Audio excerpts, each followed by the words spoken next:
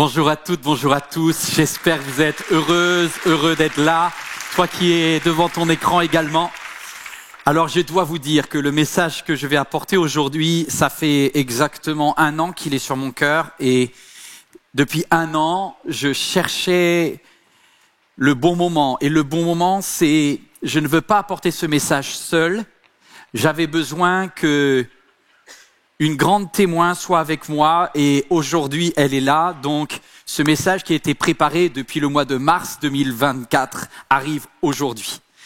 Je vais travailler avec maître Isabelle Steyer, avocate pénaliste au barreau de Paris, spécialisée dans les violences, notamment sexuelles, faites sur les enfants, sur les femmes, sur toutes sortes de victimes, parfois c'est des hommes. Et c'est un thème particulièrement difficile. Toi qui regardes ce message ou toi qui es en salle, je fais tout de suite un disclaimer en vous disant, effectivement, ce message peut toucher, peut remuer, peut bouleverser, mais après beaucoup trop de silence dans les églises, il est temps de dire, de mettre des mots sur les mots. Surtout qu'un passage entier de la Bible, que l'on peut ouvrir dans le 2e livre de Samuel au chapitre 13, je ne vais pas lire la scène de viol, parce qu'il y a une scène de viol décrite dans la Bible, mais je vais m'adresser à toi qui connais, a entendu une victime.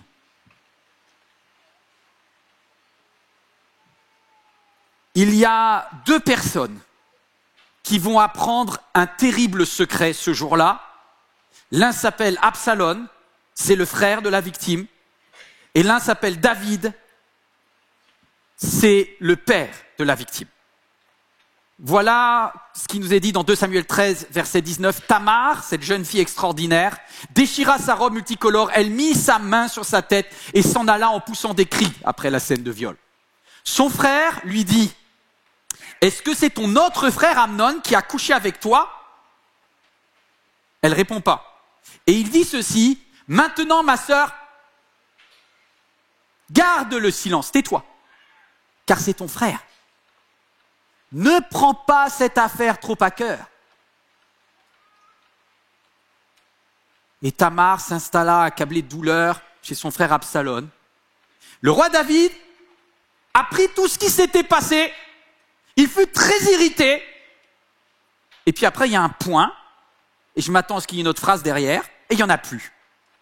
Et en vrai, à part le fait qu'il a été très irrité, le roi David n'a absolument rien fait. Donc du coup, dans beaucoup trop d'églises catholiques, protestantes, évangéliques, ce que vous voulez, le thème que l'on aurait abordé, c'est « tais-toi et pardonne ». Voilà ce qui était enseigné. Et c'est ce double conseil que je veux challenger et remettre en cause aujourd'hui, parce que ça soit des parents, que ça soit des pasteurs, que ça soit des prêtres, des responsables de louange, ta maman ou ton frère, on t'a dit si tu étais victime, tais-toi, parce que tu vas faire sortir un scandale qu'on ne va pas gérer. Et pardonne, parce qu'avec le temps, tu oublieras. Ces 2 horreurs, je veux les challenger. Grand 1, quand le conseil que t'a donné ton frère, c'est « tais-toi ». Et tout de suite, j'écris derrière vous, et je voudrais que ça s'affiche, le silence est une double peine. Une double peine. Qui est la victime? Elle s'appelle Tamar, c'est une jeune fille magnifique, elle a probablement une quinzaine d'années. C'est une mineure, comme dans 60% des cas de viol, une personne a moins de 15 ans, et Tamar a moins de 15 ans. Elle est jeune, elle est jolie et elle est un peu naïve. Et on lui a jamais parlé de ça, à mon avis. Personne lui a enseigné la sexualité comme ça. Et son demi-frère, Amnon, est quelqu'un qui a développé un fantasme sur elle, qui a un vrai sujet, un vrai problème intérieur. Et ce demi-frère est en toute puissance. Il va faire une stratégie pour piéger la victime, Tamar, qui est tellement gentille qu'elle va vouloir faire quelque chose en apportant un gâteau à son frère et tout est un piège et il va y avoir une situation de viol. Mais ce que je voudrais vous dire, c'est que la Bible nous parle d'une jeune fille qui chantait des cantiques. La Bible nous parle d'une jeune fille qui priait. d'une jeune fille qui se sentait protégée parce que papa est un grand homme de Dieu. Une jeune fille qui, dans sa famille, n'a jamais été confrontée peut-être à ça dans sa tête et qui ne pouvait pas être préparée. Et je dis ça parce que malheureusement, beaucoup de victimes pensent qu'elles ont une part de responsabilité, elle n'en a pas du tout, la pauvre petite Tamar. Pas du tout. Par contre, Amnon, oui. Amnon, c'est le fils aîné, bien aimé de papa, et qui croit que parce qu'il est le futur roi d'Israël, tout lui est permis. Pour information, plus de 80% des viols et des agressions sexuelles sont intrafamiliales, c'est-à-dire l'agresseur est dans la maison et dans l'appartement. D'accord ? L'agresseur, tu le rencontres à Noël. Toutes les 3 minutes, en France, chiffre de l'UNICEF, un enfant est victime d'inceste. Depuis que j'ai commencé mon message, malheureusement, 2 enfants viennent d'être victimes de viol. Alors, je prends le conseil d'Absalom et je pense que c'est un très mauvais conseil. Il dit à sa sœur, garde les silences parce que c'est ton frère. Ce silence va détruire la pauvre Tamar, mais va également, grand B, détruire celui qui a donné le conseil. Celui qui a donné le conseil, Absalom, il va appliquer à lui-même le conseil. Il nous est dit, dans le verset 22, quant à Absalom, il ne parla ni en bien ni en mal au bourreau, à l'agresseur. En gros, à partir de ce moment-là, dans la famille, un tabou gigantesque va s'installer. Les 2 demi-frères vont se fréquenter. Il y a une haine terrible, mais un non-dit.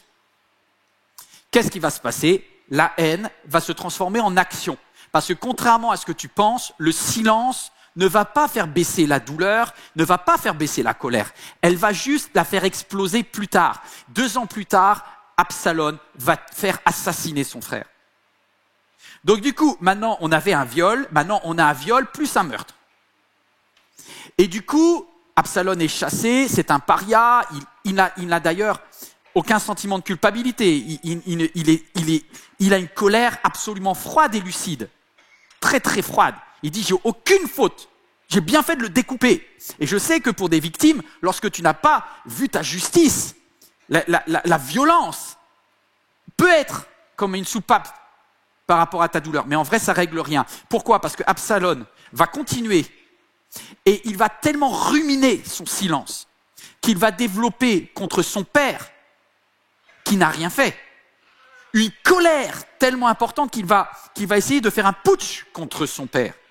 Et Absalom va faire la première campagne électorale pour destituer David. Et vous savez quel est le slogan de la campagne ? Il nous est dit un petit peu plus loin. Il nous est dit, en fait, vous savez pas quoi, vous les habitants d'Israël et de Jérusalem, vous êtes victimes d'injustice.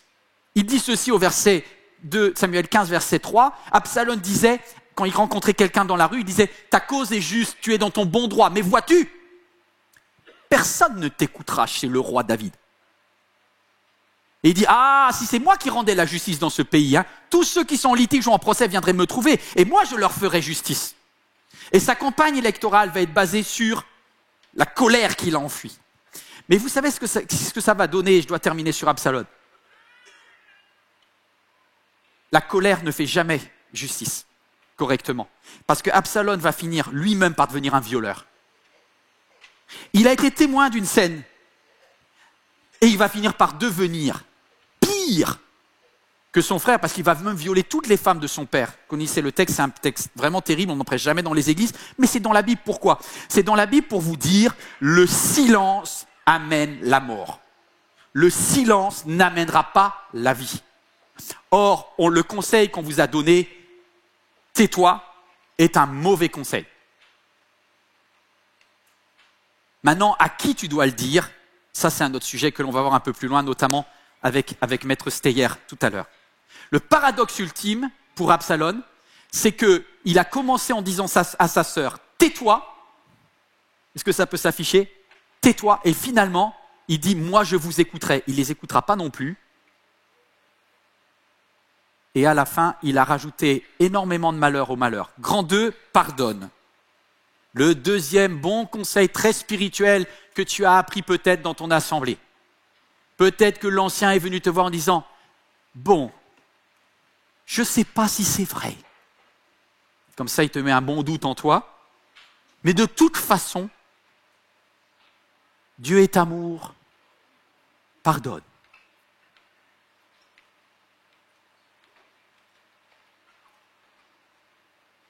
Oui, Dieu est amour et je vais devoir détricoter les fausses croyances là-dedans.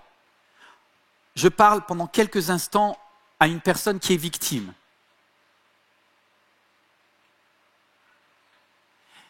C'est vrai que le pardon, c'est le plus beau, le plus difficile, mais le plus beau chemin de guérison pour toi. Pourquoi ? Parce que tant que cet agresseur est ton agresseur dans ta tête, il a un crochet, il a comme un hameçon qui est planté en toi. Parce que la blessure de la violence que tu as subie, même des années après les faits, continue à te pourrir par la colère qu'elle génère en toi. Et oui, je crois que la plus belle chose qui puisse t'arriver en tant que victime, c'est un jour de détacher ce crochet et de te séparer définitivement de tout ce que l'agresseur a essayé de mettre comme lien de secret entre toi et lui, entre toi et... Donc le pardon, c'est quoi ? C'est de dire, d'arriver dans sa tête à dire « Je ne me ferai pas justice moi-même. Je me détache de toutes ces horreurs que j'ai subies et je confie la justice à Dieu et aux professionnels de la justice. » Je ne vais pas te mentir, il est possible que la justice des hommes, le magistrat, les avocats, les procureurs, dans plus de 90% des cas, notamment dans les affaires sexuelles, il y a très peu de témoins, c'est en secret, il n'y a rien, donc ton risque d'avoir justice, il est assez faible. Dans 90% des cas, l'affaire sera classée sans suite. Fais-le quand même. Fais-le quand même. Mais moi, je voudrais m'adresser, peut-être les victimes, c'est 40%, 30%, 20%, je ne sais pas, parce que ça dépend des pays, ça dépend des zones géographiques, ça dépend de la culture et ça dépend de ta famille. Et ça dépend de ton église. Mais je parle à 100% des gens lorsque je parle à toi, moi aussi, qui a été témoin d'eux, qui a entendu une histoire d'eux. Quelle doit être notre réaction ? Vous voyez, Tamar, je ne peux pas la conseiller, ce n'est pas mon métier. Mais je peux conseiller David et je peux te parler à toi qui es Absalom. Toi qui as entendu. Si tais-toi n'est pas la bonne solution, quelle doit être ta bonne solution ? Ta bonne solution, le vrai ami, il accompagne la victime quand elle est prête et il l'accompagne vers quoi ? Il l'accompagne vers la justice. Le travail de la victime, c'est de faire un processus de pardon et ça sera très long, c'est entre elle et Dieu. Mais toi, ton boulot, c'est d'amener la justice en portant la victime dans son chemin vers le juge, vers le commissariat. Le vrai ami accompagne la victime quand elle est prête. Pourquoi ? Pour elle, mais aussi pour éviter qu'il y ait d'autres victimes. Je répète, pour éviter qu'il y ait d'autres victimes, parce que rarement un agresseur, et Maître Steyer nous le confirmera tout à l'heure, n'agresse qu'une seule fois. Donc laissez-moi dans ce grand 2 vous parler de David en quelques instants, et puis après je vais inviter mon Maître Steyer à parler. Regardez-moi. Pourquoi le roi David, de qui il nous est dit quelques chapitres avant, que le roi David était quelqu'un qui régnait sur tout Israël, 2 Samuel 8,15, et qui faisait droit et justice à son peuple. Comment c'est possible que le roi David faisait justice à son peuple, mais n'a pas fait justice à sa fille ? Comment ça se fait que des pasteurs font justice le dimanche à plein de monde, mais sont incapables de faire justice à leurs membres ? Voilà, ça c'est un vrai sujet. Pourquoi le roi David a dysfonctionné ? Pourquoi les prêtres dysfonctionnent ? Pourquoi les pasteurs dysfonctionnent ? Pourquoi les personnes ayant autorité dysfonctionnent ? Pourquoi les juges dysfonctionnent aussi ? Parce que avant d'être juge, avant d'être pasteur, avant d'être prêtre, pour certains, ils sont papas. Pour certains, ils sont des hommes tout simplement, ou des femmes qui ont eux aussi des choses à se reprocher. Et je dois vous dire que le problème de David, c'est qu'il est bloqué dans 2 dilemmes. Le premier dilemme, c'est un dilemme, un conflit dans sa tête entre le mot justice est le mot amour.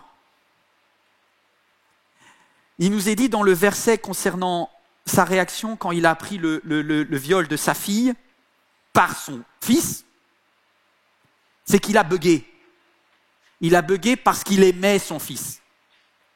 Et donc le premier point, c'est que les émotions et les sentiments te font dysfonctionner. Parce que tu peux être, en tant que parent, tu es pris dans un conflit émotionnel interne. Vous êtes là ou pas? Et le roi David aime son fils. Et en vrai, il se dit, ma fille est victime, mais si jamais je mets mon fils en prison, je perds les deux.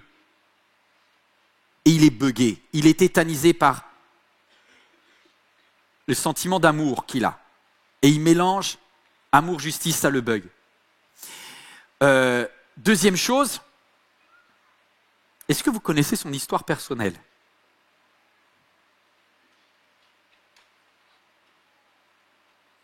Le roi David, qui est un roi polygame, a été victime dans son premier mariage de son beau-père. Vous vous rappelez, c'est le beau-père Saül qui a fait couper le premier mariage. Il était très amoureux de sa première femme. Et du coup, Amnon, c'est le fils d'un second mariage. C'est l'enfant un peu né par dépit. D'ailleurs, ça explique aussi toute la toute-puissance du monsieur Amnon, c'est que il est le premier et puis il a peut-être pas au début tout l'amour qu'il veut. Donc là, il récupère tout le pouvoir à défaut d'avoir une très bonne relation avec son père. Mais bon, Amnon va être très puissant et David a dans sa tête une scène horrible. C'est le jour où il a fait assassiner un homme qui s'appelle Uri pour lui voler sa femme. Donc comment voulez-vous être un bon juge quand vous-même vous avez un dossier qui fait qu'au moment où tu vas vers ton fils, tu lui dis « Hé mon grand là, qu'est-ce que t'as fait ?» Et le fils il te regarde « Et toi papa ?» Hein? Tu veux qu'on parle de Uri? Donc il y a cette espèce de connivence. J'ai marqué que pourquoi il fait rien? Parce qu'il voit dans son fils aîné son propre miroir. Et du coup, des fois, tu crois que tu vas trouver justice auprès de quelqu'un parce que tu lui confies ton histoire et tu dis « Je vais être entendu » et tu n'es pas entendu parce que l'autre a une autre histoire que tu ne connais pas. Et qu'il a des intérêts personnels divergents de ton intérêt de justice. Wow, vous êtes toujours là ou pas? Donc il est bloqué parce qu'il se dit « Mais Dieu m'a pardonné ». Vous savez que David a payé le prix. Il a perdu un enfant d'ailleurs. C'est pour ça qu'il ne veut pas perdre un deuxième. Il a perdu un enfant. Et David a écrit un psaume dans lequel il dit « Purifie-moi avec d'hysope et je serai pur, etc. » Et donc il se dit « Si Dieu m'a pardonné, ben moi aussi je dois pardonner Amnon. » Ben non mon coco, parce que tu n'es pas Dieu. Et tu peux pardonner, mais pardonner, c'est pas effacer la justice. Vous êtes toujours là ou pas?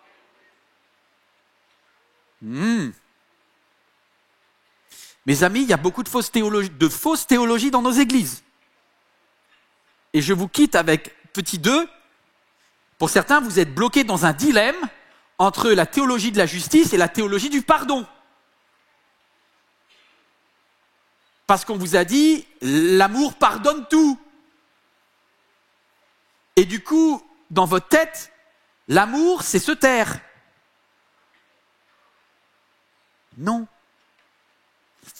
Quelqu'un de mes pasteurs s'est marqué « L'amour couvre une multitude de fautes ». Bien sûr, ça c'est ce que Dieu fait envers toi. L'amour de Dieu fait qu'il a couvert beaucoup de tes fautes. Mais certaines prennent cette théologie. Vous savez, le seul qui a fait la couverture sur tes péchés, c'est Jésus à la croix. Mais c'est pas à toi de mettre la... Alors il y en a qui vont dire « Ah mais si, dans l'Ancien Testament, il y a un texte dans lequel un enfant va couvrir la nudité de papa. » Et du coup, vous avez des théologies dans les églises, et tant pis si j'ai des emails, écrivez, pas de problème. Vous osez prendre un texte de l'Ancien Testament, et vous me faites croire qu'au nom de la couverture, le croyant, le chrétien qui est témoin de quelque chose, va devoir cacher le péché pour faire plaisir à Dieu. Parce que Dieu est ombre et que Dieu n'aime pas la vérité? Mais le Saint-Esprit vous dit l'inverse dans le Nouveau Testament. Le Saint-Esprit vous dit que Dieu est lumière et qu'il n'y a rien qui est caché, qui n'apparaîtra à la lumière. Ils sont les reins et les cœurs et toutes les manigances. Vous savez ce que ça a donné, cette théologie de la couverture? C'est le plaidoyer pour la plus grande hypocrisie possible. C'est comment on a pris un texte de la Bible et on a permis à des agresseurs de continuer à vivre tranquilles en les protégeant au nom de la couverture. Et vous avez pensé à mettre une couverture sur la victime aussi? Et du coup, on a été mal enseignés. Qui nous qui sommes les témoins d'eux. Encore une fois, je suis désolé les victimes, je voudrais vous aider, vous aimer, mais j'ai pas les moyens. Allez voir une avocate, allez voir quelqu'un. Je reconnais toute ma médiocrité en tant qu'homme déjà, parce que malheureusement, c'est plus d'à 90% les hommes qui sont responsables de ça. Mais ce que je peux faire, c'est de vous dire à vous tous qui êtes témoins, qui êtes l'ami d'eux. Votre boulot, c'est quoi? C'est la victime, elle va travailler avec Dieu. Elle va travailler dans le fait d'arracher l'offense qui lui a été faite et arriver dans un processus de pardon à se libérer de l'emprise. Mais toi là qui es témoin,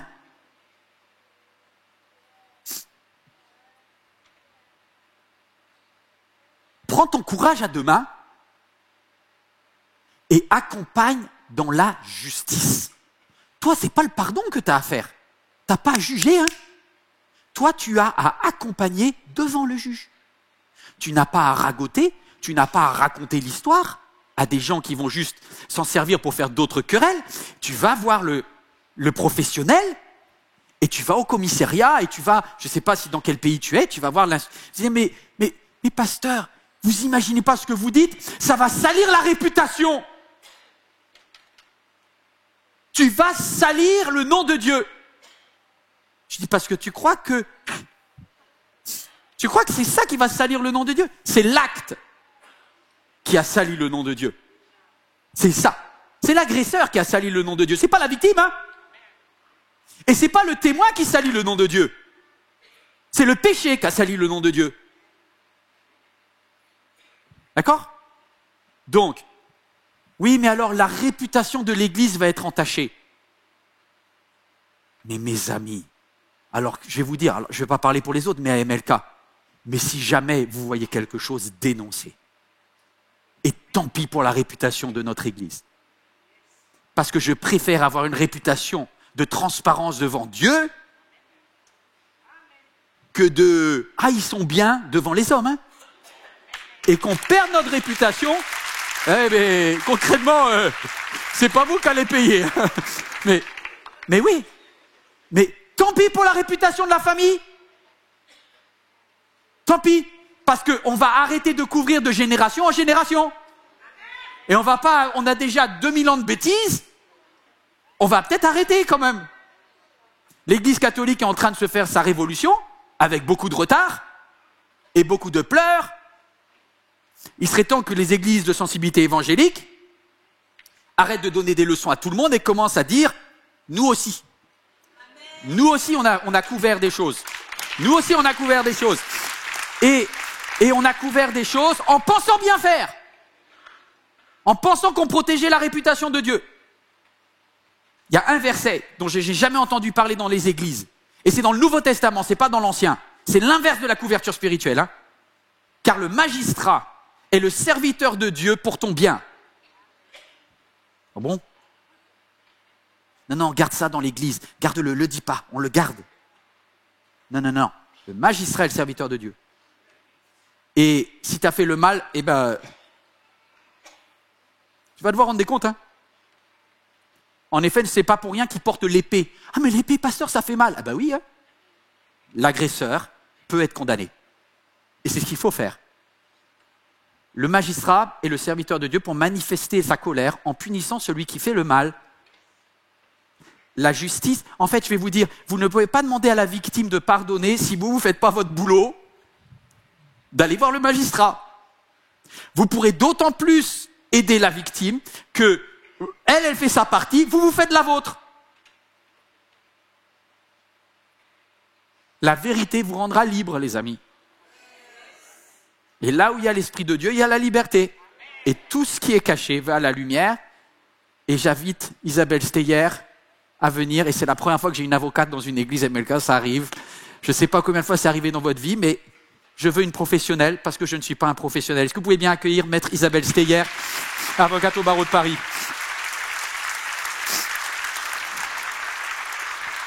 Bonjour Maître.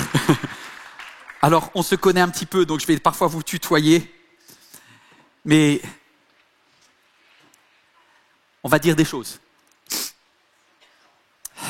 Alors, en un mot, on s'est rencontrés il y a 1 an. Votre prise de parole et ce que j'ai entendu de vous m'a donné envie. Aujourd'hui, je réalise enfin ce qui était préparé depuis 1 an. À la Fédération protestante de France, il y a tout un vrai travail qui a été fait, qui sera bientôt en ligne, sur les violences sexuelles et spirituelles, parfois dans les églises. Vous êtes avocate, non pas de la défense. J'ai fait une énorme erreur lorsque j'ai pensé que vous étiez avocate de la défense, parce que bizarrement, la défense, c'est la défense de l'agresseur. Vous êtes avocate de la partie civile, c'est-à-dire de la victime. Ça veut dire quoi? Merci de m'accueillir, merci d'être là si nombreux, merci d'aborder ces thèmes qui sont, où que l'on soit, difficiles, hein, y compris dans les cabines d'avocats, y compris dans les audiences, des thèmes très difficiles à aborder parce que ils touchent au corps, à l'intime et à des secrets de famille. Donc, être avocat de la victime, c'est l'accompagner depuis le début de la procédure, c'est-à-dire depuis le moment où elle a conscience d'avoir été victime. Et cette conscience d'avoir été victime, elle arrive peu à peu. Et puisque on va voir que l'agresseur, il met autour de l'acte un autre sens. C'est-à-dire qu'il peut dire que l'enfant a été touché parce que finalement elle était en train d'être lavée. C'était un massage, c'était un jeu, des guilis, de la petite bête qui monte. Et puis l'infraction, elle arrive peu à peu. D'abord, on commence par le jeu. Après, ce sont des agressions sexuelles. Et après, s'il y a un après, ce sont des viols. Et le temps fait que le cerveau, finalement, va mettre une chape de plomb sur ce souvenir-là et va empêcher de se souvenir, d'autant plus que la victime est proche de l'agresseur. C'est-à-dire que plus la victime aura des liens affectif proche avec l'agresseur, plus ce sera extrêmement difficile de parler. Ah oui. Donc effectivement, défendre la victime, c'est détricoter toute cette histoire personnelle, familiale, arriver jusqu'à, vous disiez très bien, le secret de famille, et y aller à la fois avec un marteau-piqueur et à la fois avec un pinceau d'archéologue. C'est-à-dire qu'on a finalement quasiment un rôle de psychologue, et on travaille souvent en lien avec des psychologues pour arriver à nommer l'innommable, parce que l'enfant n'a pas, non seulement il ne savait pas ce qu'on lui faisait, mais il n'a pas les mots pour le dire. Il ne sait pas, lui, ce qu'est un viol. Il ne sait pas ce que ça représente. Donc, il ne sait pas ce qu'il subit et il ne sait pas comment le nommer. Donc, ce n'est effectivement, et en plus, on lui a demandé de garder ça secret. Donc, il va commencer à le nommer à partir du moment où cet adolescent aura une vie amoureuse, une vie sexuelle, et il comprendra que ce qu'on lui a fait, ce n'est pas normal. Et je les accueille à ce moment-là, souvent amenés par ce tiers, et soyez honorés que quelqu'un se confie à vous. Si on se confie à vous, c'est que vous avez la capacité à écouter, la capacité à comprendre. Et cette première personne qui écoute, qui entend et qui est désignée par l'agresseur, elle a un rôle déterminant, puisque c'est elle qui va l'inviter et qui va l'amener vers le psychologue, vers l'assistant social, vers le commissariat, donc qui va cautionner ce qu'il dit, va le croire. Et c'est extrêmement important de dire à la victime, je te crois. C'est pas c'est la vérité. C'est pas la justice va condamner l'agresseur. C'est moi, en tant qu'humain, cœur contre cœur. je te dis que je te crois et je t'emmène, je ne vais pas rester dans ce huis clos, ce tête-à-tête, je t'emmène vers des professionnels. Le professionnel, c'est le psychologue, c'est l'avocat, c'est un tiers qui va pouvoir poursuivre quand la victime sera prête, et c'est extrêmement important de respecter le temps de la victime, parce que il y a la parole que l'on nomme, et il y a aussi affronter la famille. Bien sûr. C'est-à-dire que quand la victime ou l'institution, enfin, ce tiers au sein duquel on a été victime et qui n'a pas vu ou fait mine de ne pas voir, pas compris, pas voulu comprendre, et qui va avoir une position qu'il va falloir aussi affronter. Donc on affronte son corps, on affronte son histoire, et on va devoir affronter effectivement sa famille. Et souvent on est libre quand on commence à être libre aussi quand on sort de l'emprise familiale ou de l'emprise de l'institution, quelle qu'elle soit. Alors justement, j'en viens là parce que vous avez été avocate partie civile dans l'affaire de l'évêque Barbarin, cardinal Barbarin, de l'abbé Prénat. Oui. Juste pour information, moi je fais un peu une petite remarque, mais la théologie que l'on a dans nos églises, que vous connaissez peut-être pas, du père spirituel est très importante parce qu'elle met les chrétiens en situation d'enfant, et vous avez parlé beaucoup de l'enfant. C'est-à-dire que quand on se sent enfant, on accepte des choses parce qu'il n'y a pas d'égalité. Et donc la théologie du père spirituel augmente considérablement les risques. Vous avez bien compris. Alors maintenant, je vais arriver, parce que quand on dit mon père, que ça soit un pasteur, un prêtre, un curé ou n'importe qui, il y a un peu ce danger parce qu'on a une situation enfantine, donc on a tendance à avoir encore plus de mal à mettre des mots sur les mots. D'où vient? Vous étiez enfant, je crois. Vous n'avez pas été victime personnellement? Non. Mais qu'est-ce qui vous a donné envie de vous battre comme ça pour les victimes? Alors, l'infant, c'est celui, en latin, étymologiquement, celui qui ne parle pas. Hein. Il faut savoir que c'est déjà ça. Hein. Et juridiquement, il est un incapable. Donc, vous voyez dans quelle situation on présente déjà la supposée victime. Et moi, donc, enfant, j'étais dans le magasin de ma mère et de ma grand-mère qui vendaient des dessous féminins. Et c'était une ruche féminine où vous aviez toutes les femmes d'une petite ville de province qui s'appelle Antibes, mais qui venaient acheter leurs dessous. Et comme tout enfant de commerçante, je faisais mes devoirs au fond de la boutique, et puis après je venais écouter. Et j'adorais écouter, quoi? Des femmes qui se déshabillaient et qui venaient exprimer leur souffrance d'avoir été victimes de violences, soit des violences physiques ou des récits d'elles-mêmes enfants, des récits de femmes victimes de violences conjugales. Je voyais parfois des ecchymoses, des hématomes. Et ma grand-mère, qui était une ancienne infirmière, ayant après s'est orientée dans cette boutique-là, n'avait pas peur ni du corps, ni des mots, ni de la souffrance, ni de la douleur. Et donc leur parlait. Et ma mère et ma tante, qui ont repris l'entreprise familiale, ont repris finalement ce lieu, on va dire, thérapeutique, comme ça. Hein. Et une fois, on avait reçu un psychiatre qui disait, mais vous êtes mieux que nous, vous êtes vraiment un lieu de soins. Et qu'est-ce qu'elle vendait? Elle vendait des marques qui étaient au bas, enfin des grandes marques françaises qui étaient chères. Et il n'y avait que des femmes de bourgeois. Donc je savais, j'ai toujours su que les victimes, elles étaient victimes dans toutes les classes sociales, y compris les classes sociales favorisées. Et c'est dans ces lieux-là qu'elles parlent le moins, qu'elles sont le moins entendues finalement. Donc c'est de là que je me suis dit, je vais être avocate et je veux mettre cette parole de victime là où elle doit être. Et c'est elle que je n'en finis pas finalement de défendre au travers les autres. Et merci. Voilà. Et donc on m'avait dit également, mais tu ne pourras jamais être avocate parce que d'abord tu n'es pas fille d'avocat, personne n'a fait du droit. Le droit pénal, c'est pour les hommes, c'est plein de virilité, le droit pénal, hein, c'est plein de testostérone. Tu ne connais pas ce milieu-là, et en plus, ces sujets-là, ils sont hyper tabous.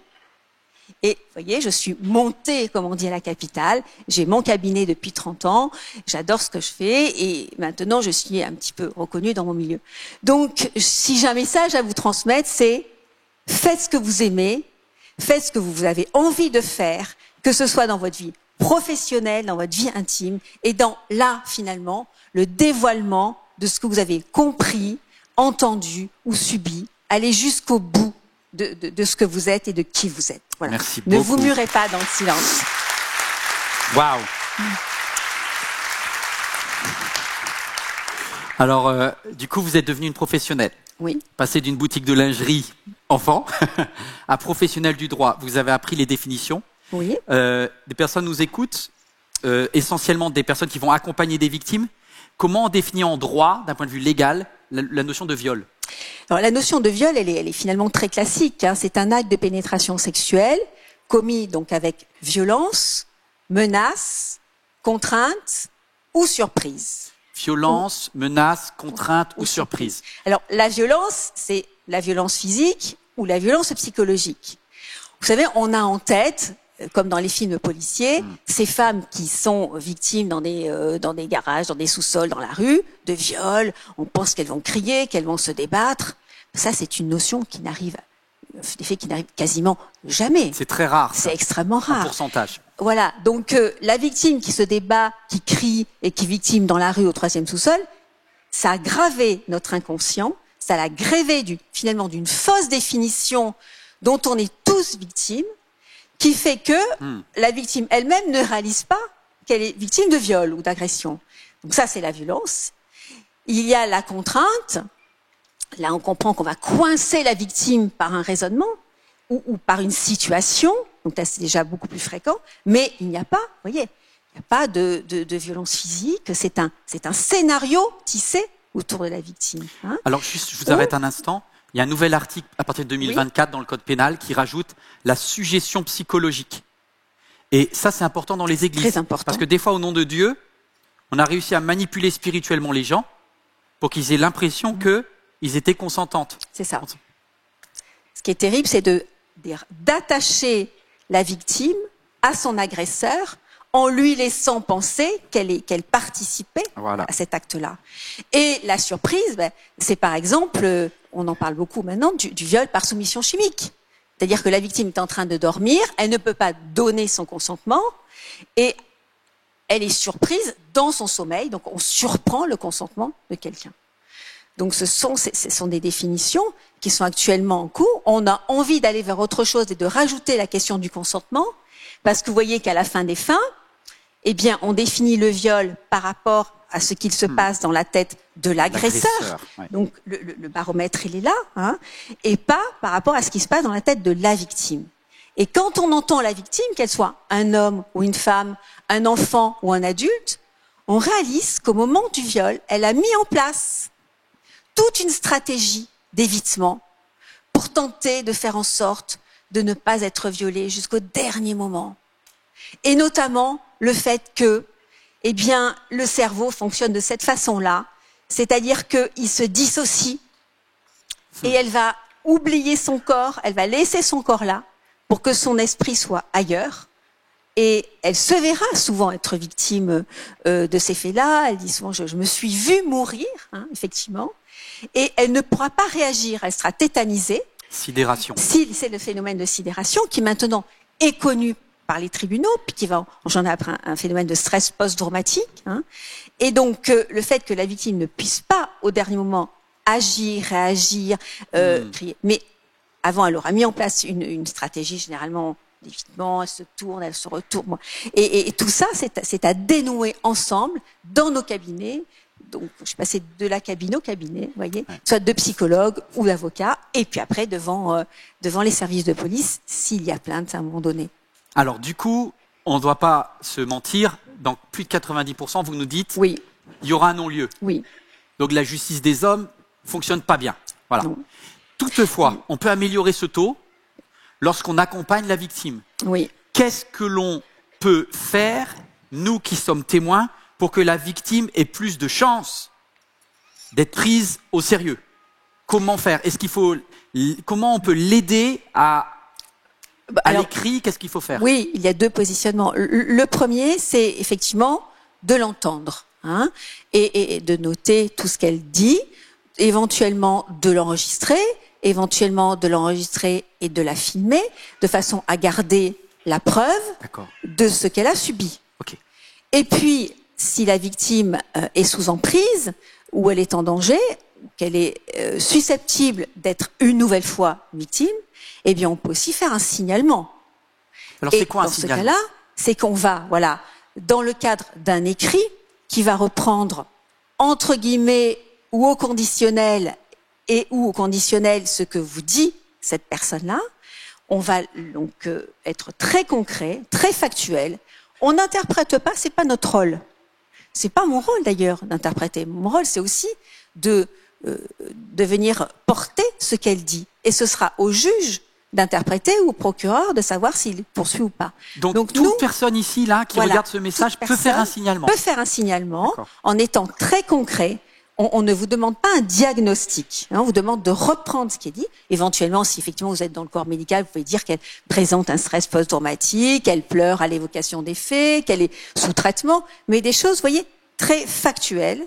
Et on envoie au procureur de la République ce signalement-là, qui ensuite le traitera dans des délais qui ne sont forcément pas satisfaisants, mais ce n'est plus de notre domaine. Et je crois qu'il faut mettre ces faits-là là où ils doivent être, c'est-à-dire au sein de l'institution qui en fera ce qu'elle pourra en faire, mais on ne peut pas garder ces faits-là pour soi puisqu'ils pourrissent, ils contaminent et on arrive à des reproductions de schémas sur des générations et des générations. Et je peux vous dire que souvent les hommes agresseurs ont été eux-mêmes d'ailleurs victimes de viols ou d'agressions sexuelles. Et c'est parce que les choses n'ont pas été nommées que l'on est dans ces scènes de reproduction sur des générations. Tant qu'il n'y a pas quelqu'un qui dira « j'arrête ce processus-là pour ma descendance, pour moi-même, pour ma descendance, et aussi pour nos aînés qui vont relire l'histoire familiale d'une façon différente, eh bien, on sera dans des réitérations sans fin. » Donc ça veut dire que quand on accompagne, on prend des notes, on met les faits. On met les faits, on les garde. On garde les faits et on ne force pas la victime. Non, le temps de la victime, c'est le bon temps. Mais on enregistre. On enregistre, et quand elle sera prête, eh bien, on pourra l'accompagner, on pourra témoigner également. Alors ça veut dire quoi? C'est-à-dire que donc le signalement, c'est le niveau 1. C'est quoi porter plainte?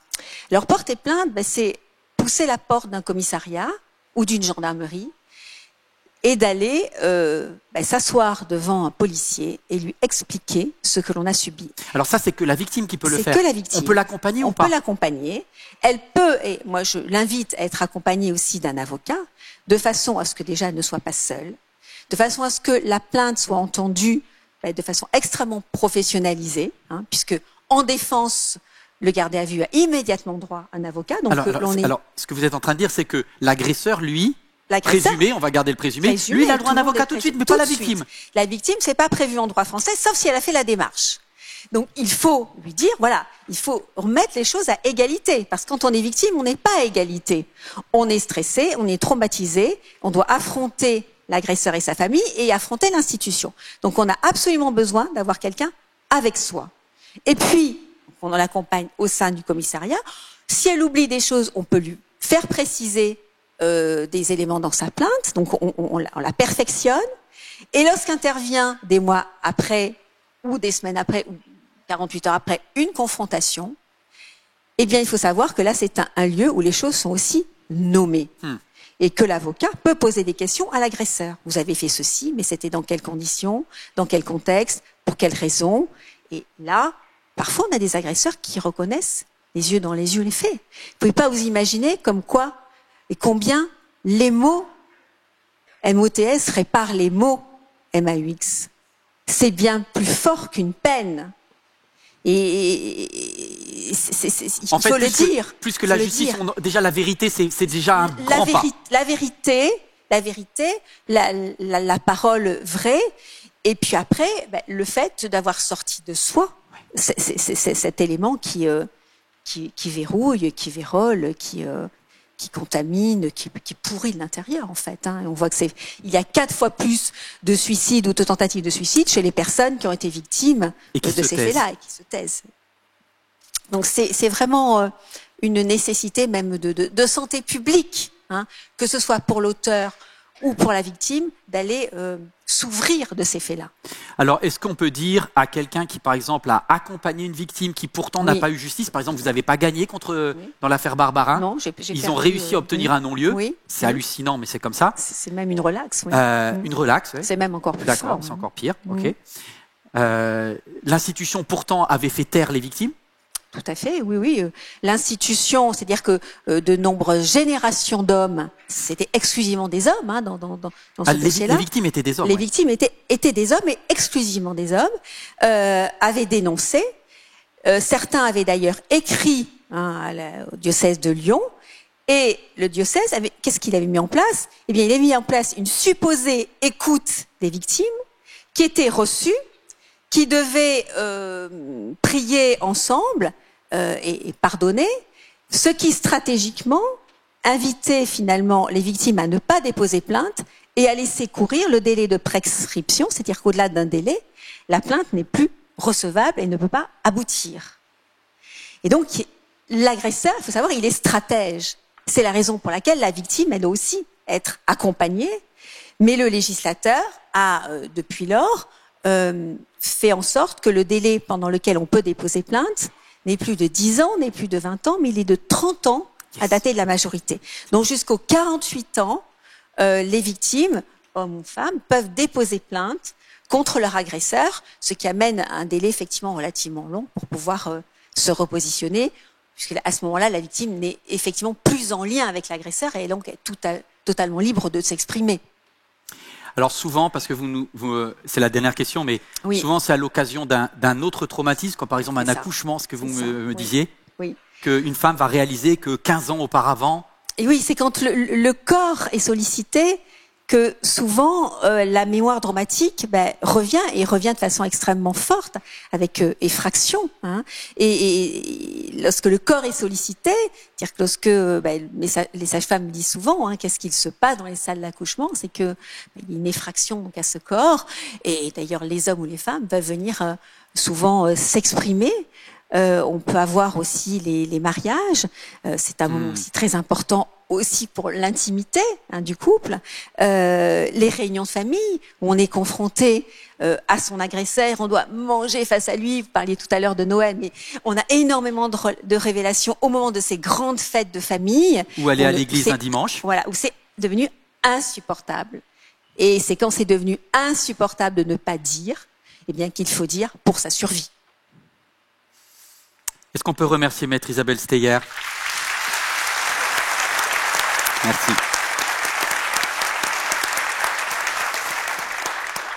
Je sais que c'est difficile, hein, ce que vous avez entendu aujourd'hui. Merci, vous tous qui êtes en ligne également. Je crois que vous êtes la première avocate que j'ai vue dans une église. Merci à vous de nous avoir... Merci. Merci de défendre les victimes. Et en tout cas, je voudrais dire de la part de cette petite institution très faillible qu'est l'Église MLK, et je voudrais parler à tous les victimes et à tous ceux qui accompagnent les victimes, on vous croit et on ne prétextera pas des théologies tordues pour faire taire les victimes. Voilà, Dieu est vérité et on aidera la vérité à sortir, quel que soit le prix de la vérité, parce que la vérité nous rend libres, et merci, Maître, de rendre plus de la vérité sur cette terre. Merci. Est-ce qu'on peut se lever ensemble? Vous qui êtes devant votre écran, merci. C'est vraiment très très particulier aujourd'hui, hein. Très très particulier. Je me rappelle l'année dernière quand j'ai eu à cœur de faire ce message, je vous dis 1 an, même moi il m'a fallu 1 an pour préparer le truc, tellement je me disais c'est chaud. Et je me rappelle le juge Durand, principal juge en France, responsable pour protéger les enfants victimes de violences sexuelles, avec tremblement dans sa bouche. Hein. Il disait, mais qu'est-ce que la justice est injuste? Il a d'ailleurs arrêté, il a lâché l'affaire de la il a changé, il continue à travailler, mais il a lâché sa carte officielle parce qu'il dit, l'État n'arrive pas à être assez sérieux dans ce domaine-là. C'est... aidez-nous, vous, toute la nouvelle génération. Si vous savez pas quoi, une victime peut pas s'en sortir tout seul, c'est à nous collectivement, vous les proches, les papas, les mamans, les tatis, les tontons, les pasteurs, les responsables, on les aide et on les soutient. Et tant pis pour l'institution, Dieu n'a pas de réputation à sauver. Dieu est Dieu dans le ciel, il existe avant nous, il existe après nous, il est Dieu et Dieu est Dieu de vérité. Donc c'est notre boulot, on va le faire. Merci à tous ceux et celles qui veulent nous aider dans ce combat. Ce que j'ai proposé à Maître Steyer, c'est que l'église MLK en tant qu'église ne peut pas rentrer dans le domaine du judiciaire. Mais on a une association qui s'appelle MLK Solidarité. C'est très important ce que je dis. MLK Solidarité. dans toute la galaxie des associations MLK, qui est là pour aider les personnes en danger, notamment les victimes au domaine de la faim. Et c'est pour ça que c'est une action sociale qui aide les personnes à manger, les plus démunies. Mais aidons aussi les victimes dans la première partie de la procédure où il n'y a pas de financement. Vous savez que vous pouvez avoir un avocat gratuit, commis d'office, même si vous n'avez pas de moyens, mais c'est après la plainte. Sauf qu'avant la plainte, le processus avec les avocates, c'est payant. Donc si quelqu'un veut nous aider, vous pouvez faire un don à MLK Solidarité, vous mettez le mot justice, et on a compris que cet argent sera utilisé par l'association MLK Solidarité pour aider les personnes dans la première étape, si on peut, à vous aider à prendre au moins une partie du coût de votre défense. On sera avec vous. Pendant des années, on vous a dit « tais-toi et pardonne ». Aujourd'hui, on vous dit « c'est magnifique si tu pardonnes, mais ne te tais pas et on ira avec toi en justice ». Et ça, c'est un grand changement. Vous l'avez bien compris? On va terminer aujourd'hui. Papa, je te prie pour chaque victime. J'en suis pas. Je n'ai pas les mots pour elle. Je n'ai pas les mots pour lui, si c'était un garçon. Mais je te prie pour eux. Dans le secret de leur cœur, aide-les à détacher le poison de la colère et de la vengeance. Libère-les. Que celui qu'il ou elle appelle mon agresseur devienne un agresseur, qui soit détaché émotionnellement. Papa, je te prie pour tous ceux et celles qui, comme moi, sont juste des auditeurs externes. Aide-nous à bien réagir. Pardonne-moi pour les fois où je n'ai pas su réagir, où je ne savais pas comment faire, je ne savais pas gérer le secret. Merci pour ce message aujourd'hui, merci pour ce que cet avocat nous a dit et merci pour ta parole, merci pour la Bible qui nous montre ce qu'il ne faut pas faire et ce qu'il faut faire. Aide-nous à bien faire maintenant. Au nom de Jésus, je t'ai prié et je te remercie. Amen. Vous voyez, je ne peux pas. Merci pour Isabelle, merci pour tous ceux. Bon, pour tous ceux qui disent les célébrations MLK, c'est bizarre, ça arrive une fois tous les 40 ans, d'accord? Mais pour une personne, tant mieux si ce message t'a rien apporté, c'est que tu vas très bien.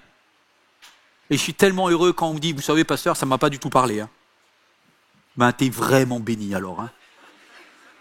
Mais tous les autres, vous savez combien ce message peut être libérateur. Et c'est pour vous que j'ai voulu le faire. Et je voulais le dire de tout mon cœur. Merci à tous ceux qui soutiennent l'Église MLK financièrement. Je veux donner.fr. Si vous croyez, si vous avez compris le why, le pourquoi, la raison d'être de cette Église, qu'il y ait des petites avocates là qui se lèvent, des petits avocats qui se lèvent et qui deviennent demain des personnes qui aident, aidez-nous. Aujourd'hui, vous pouvez le faire aussi financièrement en disant cette Église est une Église qui fait un bon boulot. Je participe. Voilà. Merci de le faire.